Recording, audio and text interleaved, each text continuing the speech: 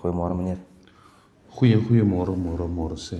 Hoe gaan het met u vandaag? Ag, onder omstandighede, ons gaan aan. Wow. Ons moet maar. Dis koud, Ja, maar ons gaan maar is aan. koud, is het actually baie koud hier buiten. Ja. Kan u alsjeblieft vir u voorstel wat u als onderwijzer doen?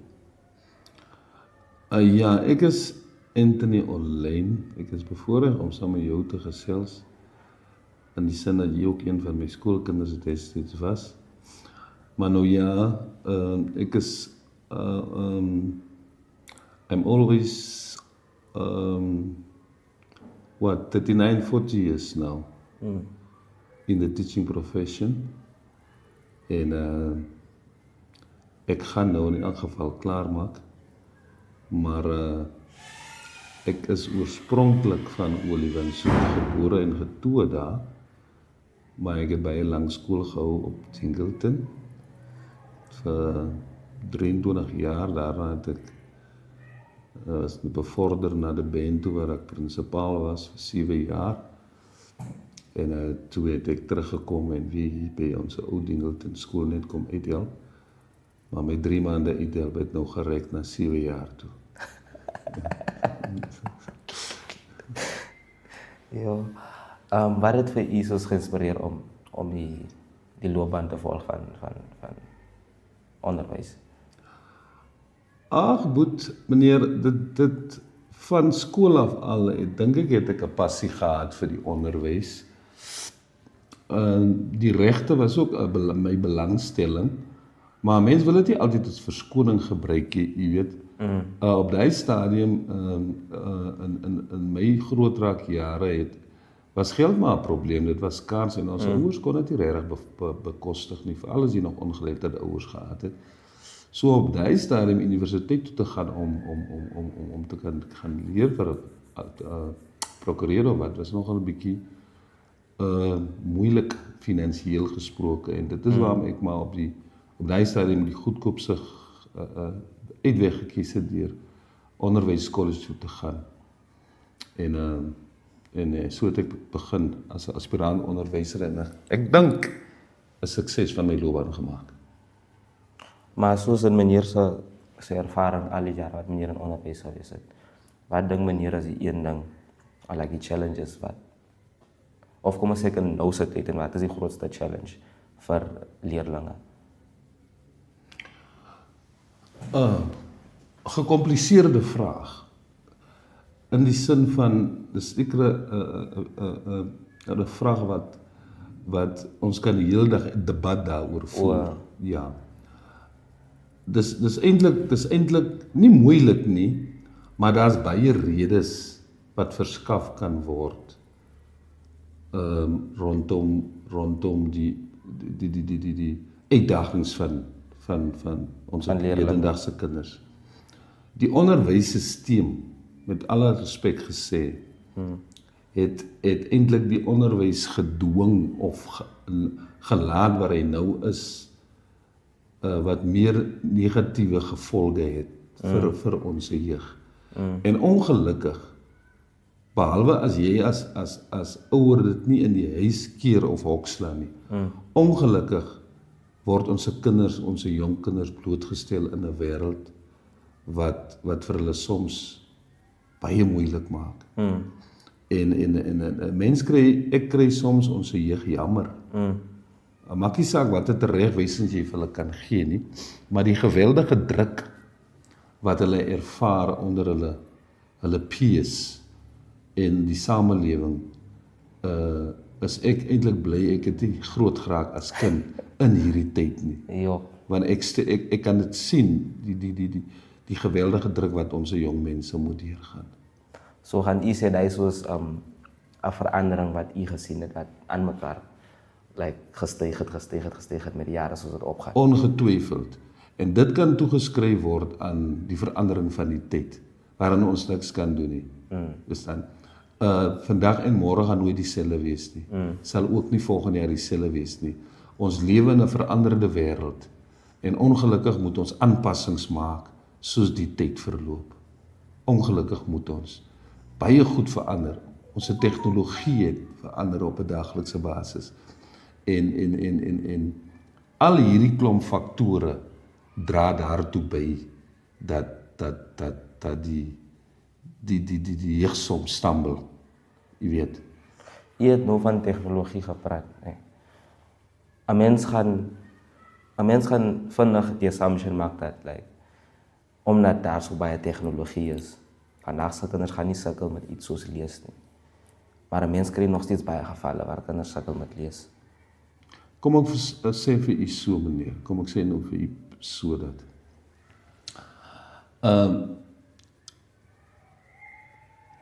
Baie goed, ons het gesê dat in die veranderde tyd waarin ons lewe moet ons aanpas by sekere goed, soos die tegnologie.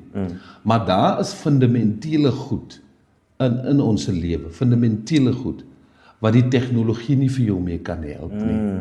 Ongelukkig is dit net so. En mense moet aanvaar dat, en as ek praat van fundamentele goed, dan praat ek spesifiek van norms en standards. Normes en values, normes en waardes, is nie iets wat die tegnologie regtig vir jou kan leer nie. Dit is, ek wil nie moet ek sê gelukkig of ongelukkig nie, is die basiese reëls, die basiese riglyne wat daar is, wat uit die ouer huis nagekom moet word. En by the way, hoe beland dit in die ouer huis? Dit beland in die ouer huis as gevolg van die waarde wat veral ons voorouers gekry of ontwikkel het uit die Bybel uit. En ons kan nou maar hoe wil ontvlug van die waarheid af. Daar's 'n Afrikaanse spreek wat sê die waarheid maak seer. Ons sal ongelukkig nooit van die waarheid kan weghardloop nie. Ons gaan nie kan nie. Ongelukkig, verstaan nie. Al word het weggesteek, dit kom nog steeds uit. Dit kom nog steeds uit, what's done in the dark will come to the light, wat Millie Jackson gesê het.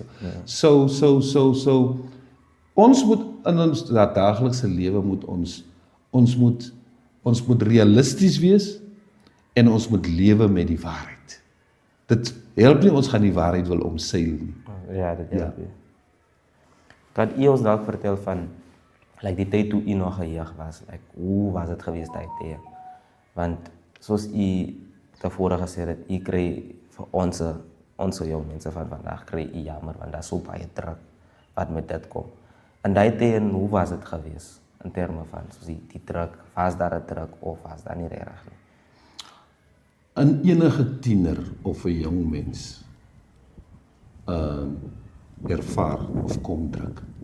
Maar jy weet, die voordeel van my jonger lewensjare was, ons het nie in so 'n vinnige tyd gelewe nie. Ons het nie in so 'n gevaarlike omstandighede groot geraak. Met ander woorde, ons het in 'n veilige environment groot geraak, baie veilig, né? Mense kon mekaar vertrou, jy weet. Ons het nie gemaak wat ons wil nie, maar ons was veilig. Ja. En ons het meer nou saam gelewe as jeug of as kinders of die mense. Meer nou saam gelewe as wat ons hedendagse lewe is. Ons het meer omgegee vir mekaar.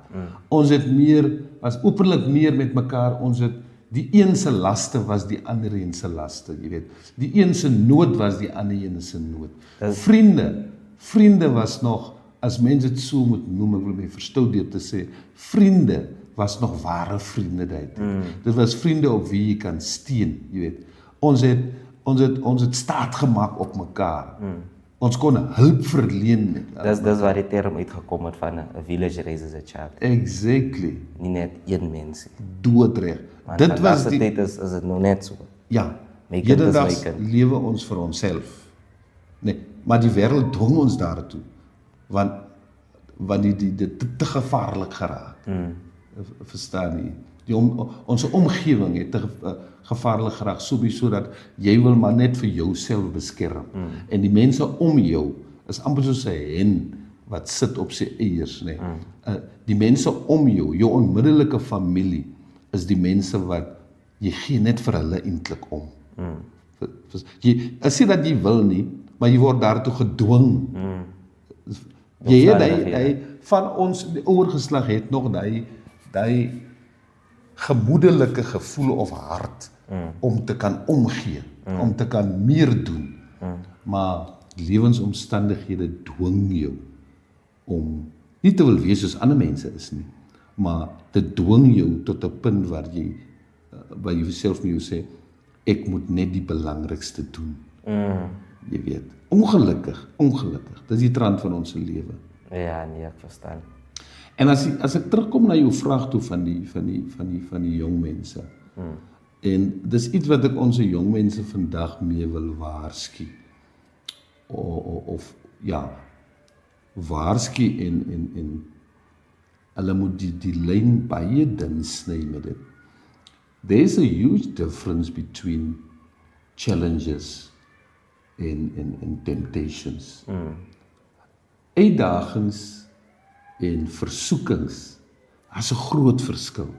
Maar ons jeug hedendaags verwaar hulle met 'n uitdaging, wat aan die eind van die dag eintlik 'n versoeking is. En veral as dit kom by maats, né? Ons kan mekaar so baie maklik uitdaag. Maar die vlak, die vlak van uitdaging, moet ons moet besin daaroor. Ek kan maklik vir my, of die jeug kan maklik vir my, vir 'n vriend uitdaag. En as dit nie uitdaging is, dit versoeking. As 'n mens vrot voorbeelde kan noem, om op akademiese vlak vir jou uit te daag, né? Dis 'n uitdaging. Ja, dit is. Want dit spoor jou aan, jy weet. Dit motiveer jou, dit spoor jou aan. Maar om vir my maat te sê dat ek gaan jou wys, ek sê ek maak vrot voorbeeld. Ek gaan jou wys, man. Ek gaan die meisie, of jy gaan my nie wys, jy gaan die meisie oortuig, jy gaan saam met hom verhouding maak. Dis eintlik 'n tipe van 'n versoeking. Ja, dit is. Of veral as dit by substances kom, né? Om jy sal my nie wys, man. Jy kan die 6 biere klaar drink. Jy weet. Dis nie uitdagings daai nie. Dis versoekings. Want sodra jy onder die invloed van drank is, gaan jy dinge doen wat onbehoorlik is, wat jy gesien het as 'n uitdaging, en wat sê uitdaging?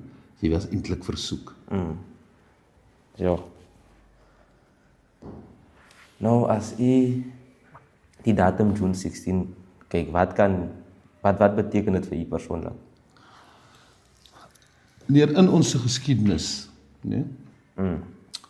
Ons kan nie die geskiedenis ignoreer word nie. Ja. Dis geskiedenis. En die geskiedenis hou mooi dinge in. En die geskiedenis hou ook nie lelike dinge nie in, maar die geskiedenis hou ook hartseer in. En die dag van 16 Junie, dit is die tyd toe ek 'n tiener was. Dit was hartseer, né? Maar aan die eind van die dag, as ons kyk na die tyd waarin ons nou lewe, dit was ook die moeite werd. En alles in die lewe gebeur met 'n doel. En 16 Junie 1976 moes daar wees, want het verandering gebring in ons mooi diverse land. So dit moes daar wees. Maar hoe was dit gewees? Soos u sê u was nog 'n tiener. Wat kan u onthou in terme van wat het gebeur? Wat het die neighbors gesê? Wat was die woord like in die gemeenskap? Het dit soos tot en met hierdie kant toe van Oudtshoorn getravel of het julle net op radio gehoor? Ja, kom ek sê vir u, die grootste nuus. Die grootste nuus natuurlik, ja, was maar oor die radio. Ons bly groot geraak in die plattelandse gebiede, né? Dit het ons ook geraak. Want ons het miskien in ergere omstandighede gelewe as die ouens in die stad, né? Maar die stadskind was meer bewus van die omstandighede. Ja. En omdat ons meer oppressed was in die platteland, was dit nogal moeilik om jou stem te laat reis. Te laat reis. Nee. Maar die ouens in die stede, hulle was daai eendragtig, né? Veral onder ons swart gemeenskappe, om dinge te laat gebeur, né? En so het dit gebeur en so het dit reg gekry. Maar dit het ons almal geraak. Dit het ons almal geraak. Die oppression, die moeilike omstandighede waar onder ons wit mense ons geplaas het, dit was moeilik. Dit was regtig moeilik, maar dit was nie onontbeerlik nie. Wat ek bedoel is dat ons voorgeslagte kon ons opvoed, hulle kon ons opvoed, hulle kon ons laat eet, hulle kon al die belangrikste goed, kon hulle vir ons moontlik maak. Verstaan nie? Dit is maar net dat 16 Junie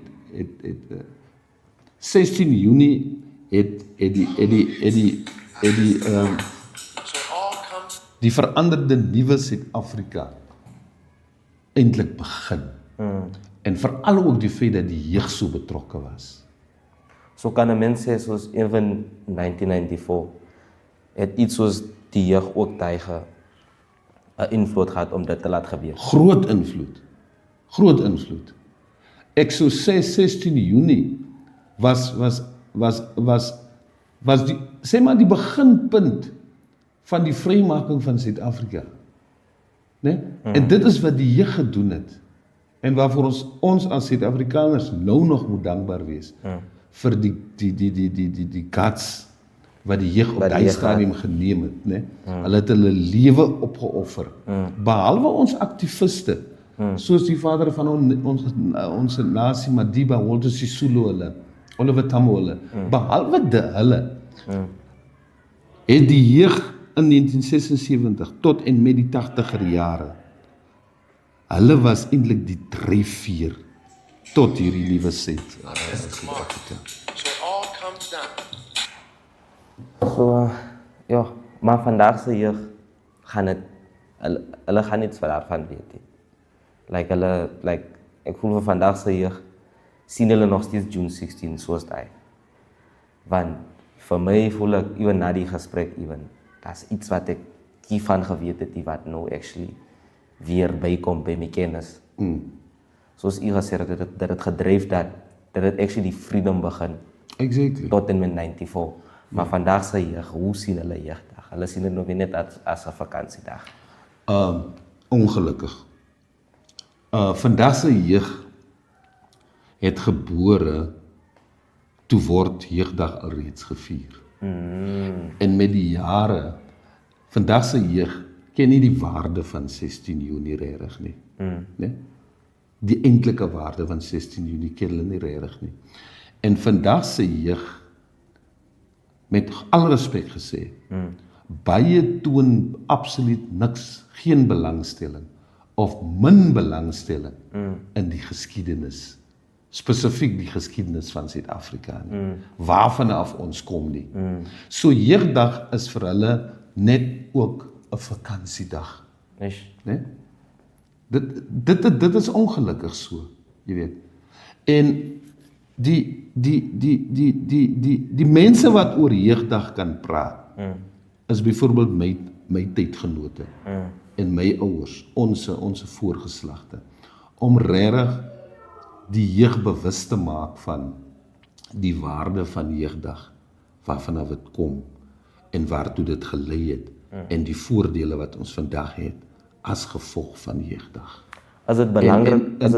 En ook jeugdag moet op 'n manier aan die jeug vertel word of verduidelik word hoe 'n belangrike rol hulle in die lewe kan speel.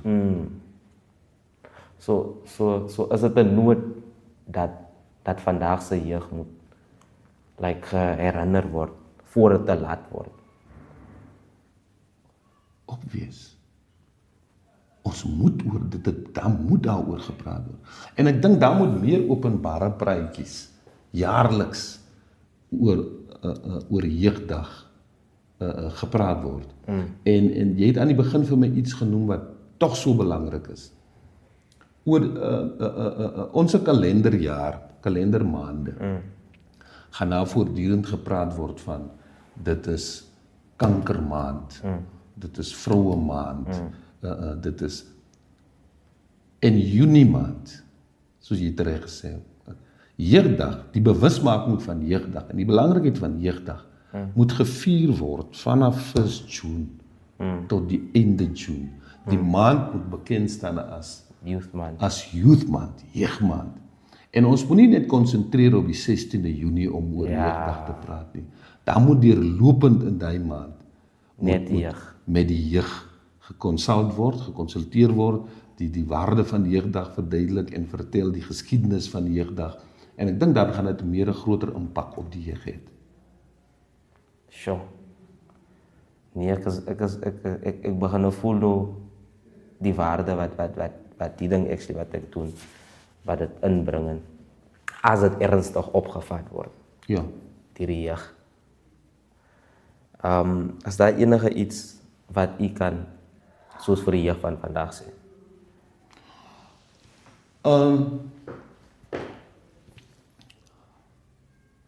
Daar's 3 komponente vir my, wat 'n groot belangrike rol speel in 'n jong mens se lewe.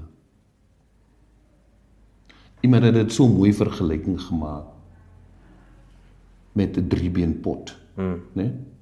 Daai pot gaan nooit kan staan daar, lekker kos aan die eind van die dag voorsien of lekker kos in dit voorberei word, as daai pot net 2 bene het nie.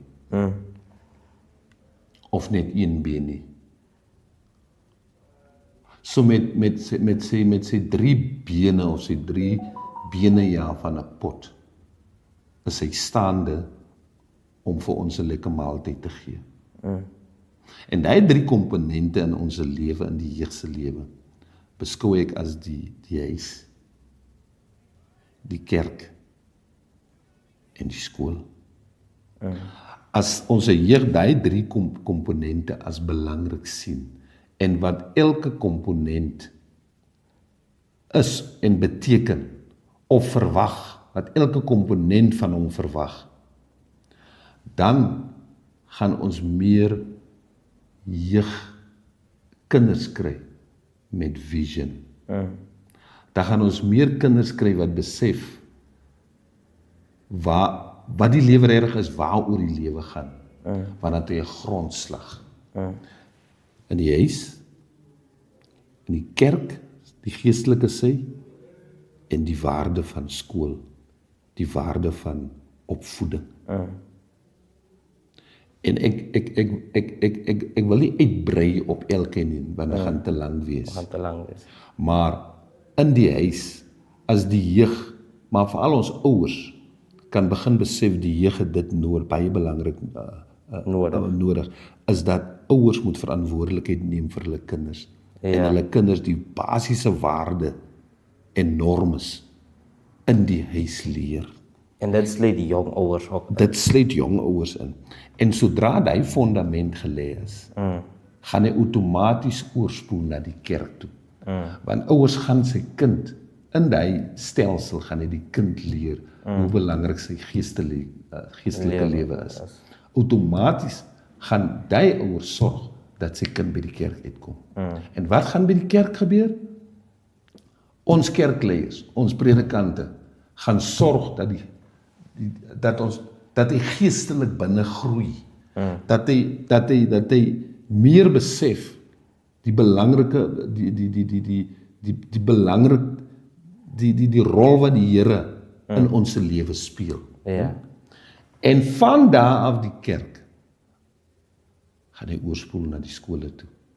Dan gaan ons meer suksesvolle skole hê. Want wat gaan jy kry op 'n skool?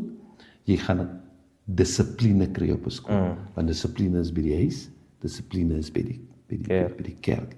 En dan spoel dit oor na die opvoeding na skole toe. En dan gaan ons kinders kry wat meer vision het rondom opvoeding. Want kom ek sê vir u, en dis my standpunt, my persoonlike standpunt as Olyn, waar daar chaos is, kan nie doeltreffende leer en onderrig plaasvind nie. Nee? So as daar chaos is op 'n skool, wat tans in ons skole in die land gebeur, dan is ons leeg in chaos. En dit spoel oor na want toe, na ons land toe. En dis actually 'n gevaar, baie groot gevaar. Is 'n groot gevaar. En 'n mens op die stadium weet 'n mens nie waar dit gaan eindig nie. Want dit raak net erger en erger en erger. So as ons terug back to our roots gaan, dat ouers moet verseker dat die grondlegging, die waarde van opvoeding begin in die huis nie, lewe ons of sal ons aanhou lewe in 'n deurmekaar samelewing en 'n deurmekaar wêreld. Dit is waarmee ek graag sou wil afsluit. Ek gaan vir u baie dankie sê vir u se tyd en die kennis wat u weer gegee het. Is actually like baie, hoe gaan ek sê, dit is baie waardevol. As daar dalk enige shout-out wat u wil gee vir 'n familielid of 'n vriend of iemand wat ook soos in onderwys ook al baie groot werk doen. Ja, ek kan net vir my tydgenote, baie van hulle is meer in die onderwys nie. Jy's as gevolg van hierdie swak stelsel, onderwysstelsel. Ek het in die begin gesê met alle respek. Ek kan net vir hulle sê, gentlemen, ek salute julle vir die pad wat ons geloop het. Ek sê altyd, ons soek nie krediet nie, maar ek myself, ek het gesê ek maak klaar. I think I did my part. En vir my tydgenote wil ek net sê, ja, ons sal nooit sit en net kyk dinge gebeur nie. Maar een ding, ons het nooit geld gekry vir dit wat ons regtig gedoen het nie. Ja. Maar die beloning kom van die Here af. Hy gaan dit eendag vir ons gee. Maar ons het ons deel gedoen. Meer as genoeg het ons gedoen. En met dit wil ek eintlik, wat ons tydgenote hedendaags doen, wil ek ons jong kollegas in die onderwys sê, ons weet hoe moeilik dit vir julle is.